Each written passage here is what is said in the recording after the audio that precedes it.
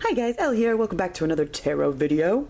And this video is sort of a continuation of a discussion, or a controversy perhaps, that I got myself into when we were doing a review of the Hermetic tarot.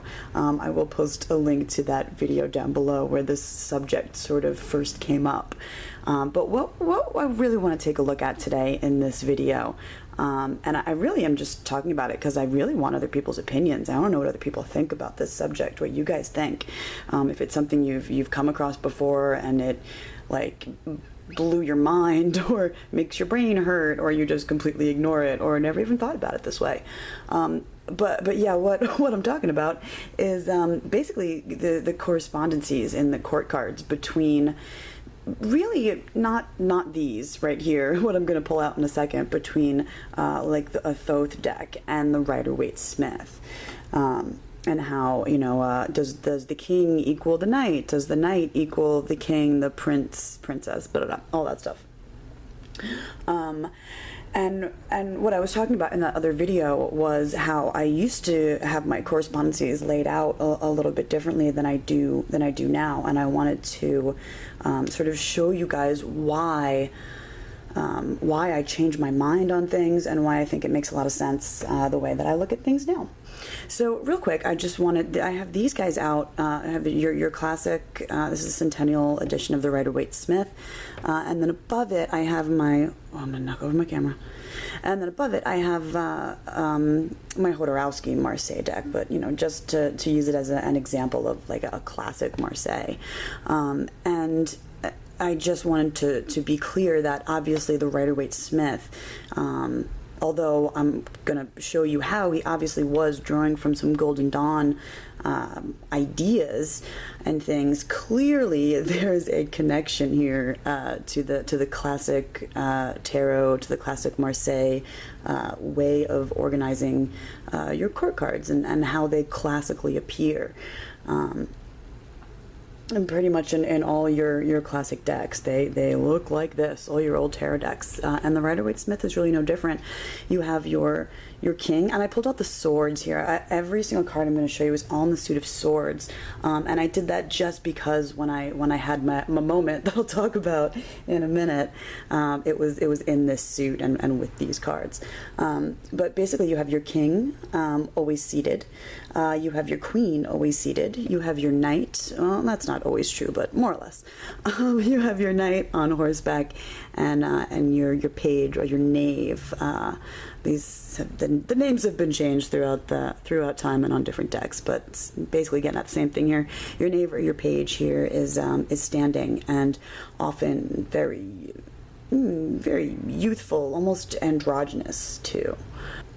Like I said, on some older decks, some of these things are different. Sometimes your queens are standing, and like your Minchiati decks, your knights happen to be like half person, half human, half animal, and all these variations. But for the most part, this is what we're dealing with. And of course, there are lots and lots of different ways to look at your court cards. You know, you can break things up according to, and you can use all these systems at once, of course, too. I kind of do. But you can break things up according to their elements, you know, earth, air, fire, water. You can break things up in sets of pairs like this. This is more a mother and a father. This is more a son and a daughter. Yeah, there's all sorts of different ways of looking at these things. And a classic sort of way of doing things, I say classic, I guess maybe I just mean more popular, really.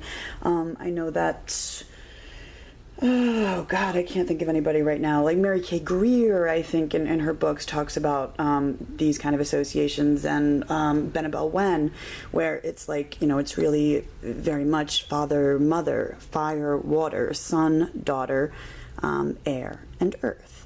And that was for a long time, you know, that's not getting into much detail, but in overview, basically, that is sort of how I looked at my court cards. Now, let me move these guys for a second. I'm going to whip out the Thoth deck. Okay, so when I first got my very first Thoth deck here, what I did was lay it out pretty much like this. You know, of course, I had that moment. I had done some research before I got the deck, obviously, but like, you know, you have that moment where you're like, oh, there's no king. What the hey? But then, you know, you take a closer look and you realize, and they're in this order more or less too, where it's, you know, knight and queen and prince and princess. I mean, it just automatically, it makes so much sense to just, you know, your knight has become a prince, your page has become a princess, your king has just become a knight, and your queen is still a queen. But yeah, this is sort of how I went about things for a little while. And it also made sense here to me at first elementally, because Crowley also associates the knight with fire, the queen with water, the prince with air, and the princess with earth. So I was like, all right, this all fits. This must be right. Wrong. What I started to notice as time went on and as I studied more was that something was amiss here. You know, there's definitely different ways of looking at Golden Dawn quartz in general. I mentioned it in the other video. I won't get into too much detail, but they are a little bit more fluid. It's not like these are necessarily a pair and this is necessarily a pair. The prince sleeps with the queen and becomes the knight, and there's all these other sort of stories behind things too that you can choose to include or not. But yeah, I just started, you know, realizing that you know, this knight's on horseback and this one's on horseback, and why is my knight now seated almost in a chariot? And my elemental correspondences were getting all mixed up in my head, and I was just realizing something wasn't quite right. So at one point I was going through, and I'm going to actually read to you guys from Book T, which Arthur Edward Waite 100% had access to when he created his tarot deck. Even though he didn't choose to incorporate a lot of information from Book T into the Rider-Waite-Smith deck. What I'm going to show you here, you guys may already be aware of it, but is some stuff from Book T that makes you second guess this entire thing here.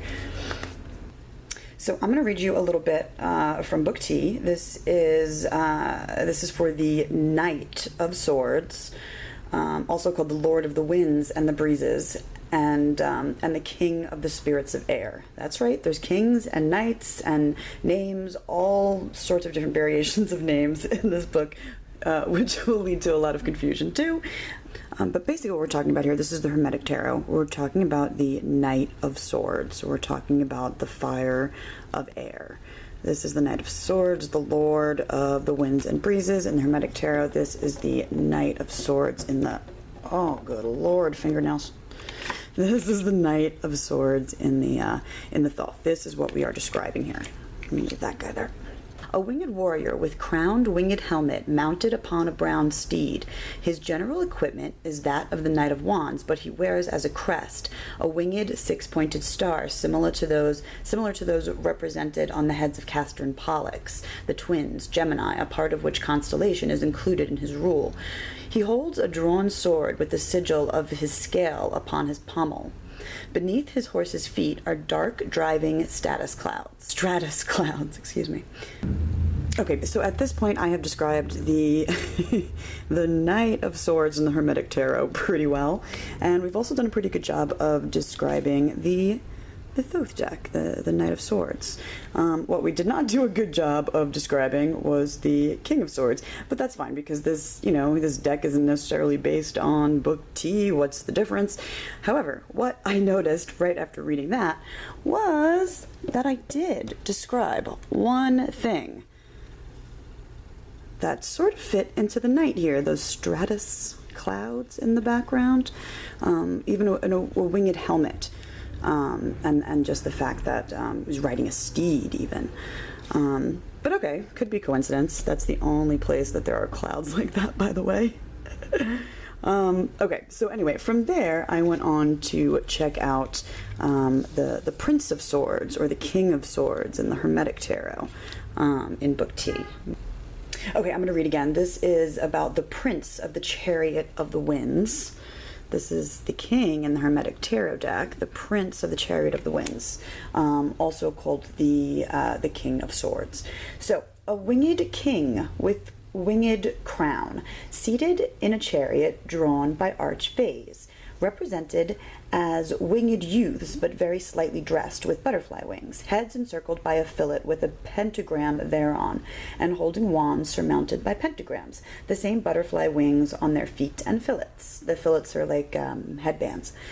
General equipment as the King of Wands, but he bears as a crest a winged angelic head with a pentagram on the brows.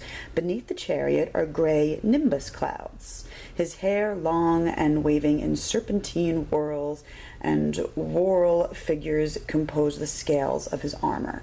A drawn sword in one hand, a sickle in the other. With the sword he rules, with the sickle he slays. Then it goes on to not describe the image on the card. Okay, so again, I described pretty well, pretty much to a T, this card. Can you see that? That's from the Hermetic Tarot. That is the prince, and it says on here it's the king. We'll get to all that in a second. But yeah, obviously I also just described, not as well, but you know, this is clearly still drew inspiration from Book T for the Thoth deck. However, I sure shit did not just describe that card. I didn't describe this one to a T either, but what I did do, even though he's not in a chariot of any sort, he's still seated. He's certainly not riding a horse. What I described here is some of the stuff that... Oh, do you see what is on the throne behind our Rider-Waite Smith King of Swords? You have, like, butterfly-winged sylphs, these fairy creatures. You also have the butterflies. You also have the sickles. Yeah, dude, check that out. You also have nimbus clouds. So... upon reading this and making this connection, I was like, why the fuck? By the way, you can see this on especially on the thrones, decorating the thrones in the other suit. Like, I don't have the other suits out here, but here's, you know, you can see it on the queens, you can see it on the kings and the knights, and in all the other suits. These little descriptions of things that are in Book T represented on the cards, but they're not where you would expect to find them if you're making this sort of a correspondence. What you have to do is this. And then all the Book T references make sense in the Rider-Waite Smith deck. And what also happens then is your Hermetic Tarot makes perfect sense. Your prince is now your king. I'm going to order him like this. I'm going to order him in Golden Dawn way. Your knight, your queen, your king, your princess. All you'd have to do to get it to go queen, to get it to go king, queen, knight, page again is just reverse these two. But I have them in this order for now. And what was throwing me a little bit was, you know, these elemental associations. That's what I had to switch in my head. And I talked about it before, how, you know, all the court cards are associated with an element, but they're also associated with the tetragrammaton, the Yod He Vav He. And nobody can even agree on what element is represented by what letter in the tetragrammaton. There's so many different arguments there, just like there's so many different arguments on what element is represented by each suit in the tarot, what element is represented especially by each court card in the tarot. One of the things that I absolutely adore about the Orbifold tarot is that he went for it. He chose elements for each court card, and they are not, you know, I guess they're sort of split, maybe 50-50, what's popular and what's not. But he went with how I understand this also. So your knight is fire. I'm going to put this up here to make it clear. Your queen is, queen is water. Your king is air, and your page is earth. So I still think this fucking works. I think it's really cool, actually, that, like, hang on, I'm going to flip-flop the king and the knight here for a sec. Okay, there we go. I just want to actually reorder them so that it goes king, queen, knight, page again, because that's a little better on my eyes. The reason I think that they're organized the other way is because, you know, Crowley and Golden Dawn all associate Yod with fire, and it's Yod He Vav He. So it would go, and just the ordering is important. You know, knight, queen, prince, princess. or king page. Yes, I know it sounds crazy, but it's true. It's there. It's even in the Rider-Waite Smith deck. But I also like this ordering because the way I have it laid out, it doesn't go from least dense to most dense, but I like the idea of my king, my sort of, if you're looking at them in terms of a hierarchy, like the highest point you can attain in the court is king. I like that that's the most, I don't know, spirit-like, the most god-like, the least dense, and then the sort of the lowest, you could say, the most manifest, the most dense is Earth with the page. Here's my swords court cards from the Papus deck, and he's actually got it written on the court card up here. It's all in French, but basically it's the yod of the vow. Here is the first hay of vow, and the queen. Here is your vow of vow. Here's your vow of vow in the night, and then in this way of looking at things, the page actually is more representative of, oh God, what does he call it? Like a change or a transformation or whatever he says about it. It's it's the second hay of yod. But still, it's, all those correlations are still made in lots of other decks. Okay, this kind of shit just makes me fucking insane. And I love this deck, don't get me wrong, it's a beautiful deck and I use it all the time. But you have your king, your queen, and then your prince and your princess. So obviously these associations are made with my old way of thinking. It doesn't give me a hard time using the Tarot Illuminati. That's what this deck is. But as you can see, it's really, the ladies aren't a problem in the court. It's just the dudes. Look, they're just a pain. You can see here you have your kings seated, and this is like a Rider-Waite Smith deck. Like, it's almost not a clone, but it's like a very traditional Rider-Waite Smith deck with your king, and then they decided to call it a prince with a knight. Or where it really should be a knight, but it's just kind of confusing. But I do love that idea of the names of the courts actually being king, queen, prince, princess.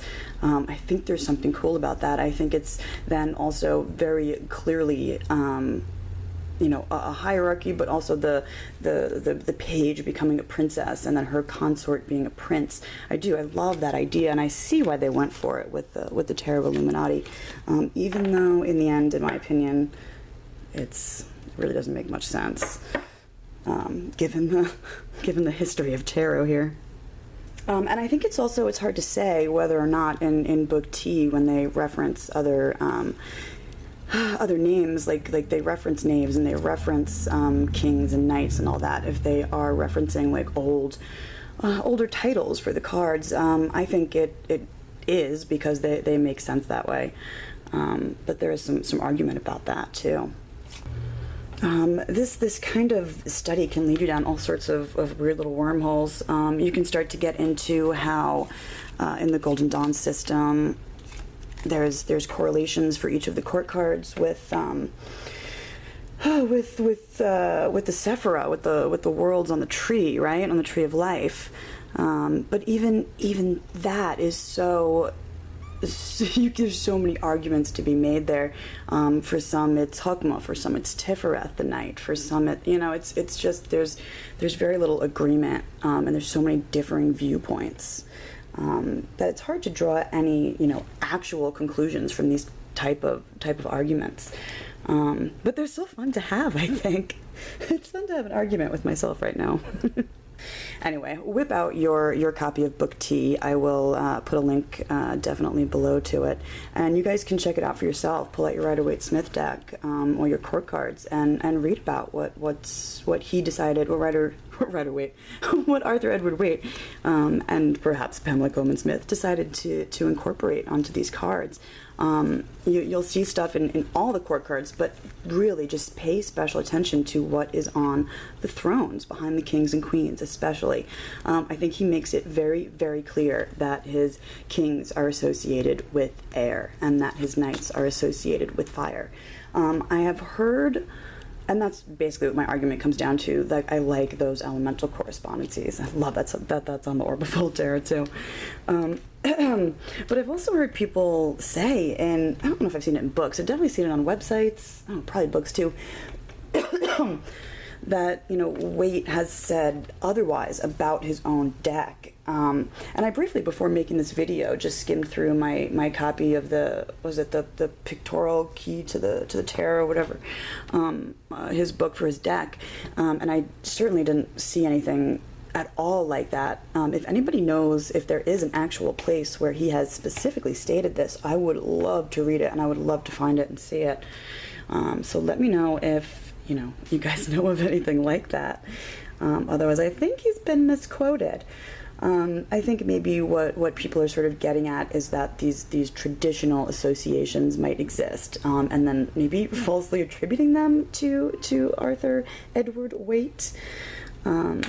But yeah, I think that's clear, and I think that if he made these associations in the court cards to those elements, I think that makes a good argument for, you know, associating them with old Marseille decks and the like, and other older decks, because, you know, the man knew his shit. And that is how I go about associating my court cards with whatever system I'm using. And that's one of the reasons why I really do like my Hermetic tarot that's hiding down there, that we just reviewed, because it helped me make those connections. It's the reason why I took a look at all this again, because he's got them listed correctly, in my opinion, correctly on his cards, where the Prince of the Chariot of the Winds is the King of Swords. The Queen of the Throne of Air is still the Queen. Like I said, the ladies ain't a problem. The Lord of the Winds and Breezes, the dude on horseback, is the Knight and associated with fire. And then you have your princess associated with the pages, but your princess is your princess of the rushing winds. So beautiful. So amazing. Such a fun journey, guys. So much fun. So yeah, whip out your court cards and have yourself a party. But first, let me know what you guys think about this. I'm really curious how most of you guys go about this. You know, if you work with both systems, how do you remedy this situation? And yeah, what's your opinion? Also, even, you know, do you guys associate your court cards with elements at all? And if you do, how do you utilize that? And then how do you deal with this? You know, do you associate your court cards with the Tetragrammaton at all? You know, do you associate them with a Sephira, with a world on the Tree of Life? Yeah, and any other associations you might have. Yeah, jump on in here. Let me know. Thanks for watching, guys. I'll see you next time. Bye.